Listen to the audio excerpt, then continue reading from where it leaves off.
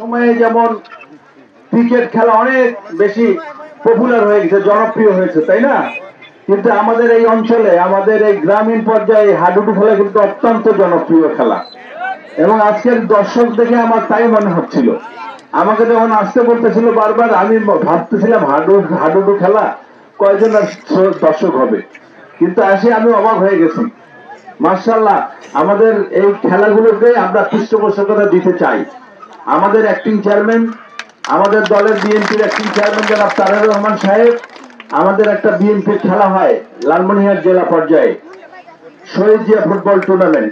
সেখানে উনি গত বছর ভার্চুয়ালি আসছিল, আজকে ফাইনাল খেলার দিনে উনি খেলাটা উপভোগ করছিল এবং উনি ওখানে বক্তব্য রেখেছিল। সেখানে উনি বলেছিল যে আল্লাহর রহমতে যদি মানুষের সমর্থনে বিএনপি রাষ্ট্র ক্ষমতায় আসে বা দেশ চালার দায়িত্ব পায়, তাহলে আমরা বিশেষ কয়েকটি খেলাতে পৃষ্ঠপোষকতা দিব বিএনপি। তন্মধ্যে উনি উল্লেখযোগ্য 8টি খেলার নাম উল্লেখ করেছিল। তার মধ্যে বলেছিল হাডুডু খেলা, ফুটবল খেলা, ক্রিকেট খেলা থেকে শুরু করে এই যে ভলিবল খেলা এবং ফুটবল খেলা, এইসব 8টি খেলার নাম উল্লেখ করেছিল। আমার খুব ভালো লাগতেছে যে আজকে এই হাডুডু খেলায় এত আয়োজন, এত ভালো আয়োজন।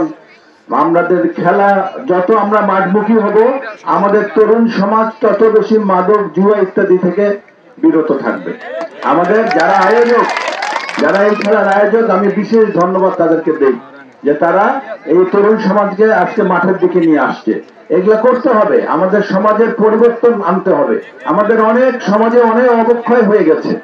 এর মাঝে আমাদের ছেলেপেলে আজকাল মোবাইল আসক্ত। তার 5টা ছেলে যদি একখানে বসে থাকে, আমি দেখি মাথাগুলো সব নিচের দিকে। কি করে?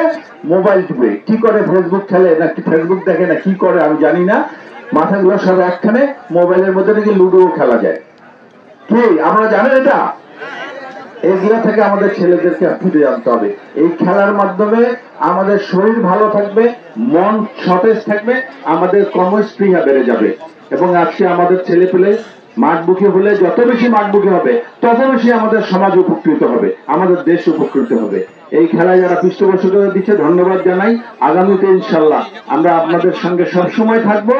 আপনারা যারা সাধারণ মানুষ আছেন, আপনারা আমাদের সঙ্গে থাকেন, একবার আমাদেরকে সুযোগ দেন, একবার ধানের শীষকে দেশ পরিচালনার দায়িত্বে নিয়ে আসেন। আমরা ব্যাপক আয়োজনের মাধ্যমে এই খেলা পৃষ্ঠপোষকতা দিব ইনশাল্লাহ। হাডুডু খেলা হবে, ফুটবল খেলা হবে, ব্যাডমিন্টন খেলা হবে, ক্রিকেট খেলা হবে।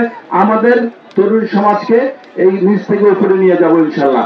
আজকে যারা হাডুডু খেলতেছে, আশা বিশ্বাস রাখি পৃষ্ঠপোষকতা দিলে এখান থেকে জাতীয় দলের প্লেয়ার বের হয়ে আসবে ইনশাল্লাহ।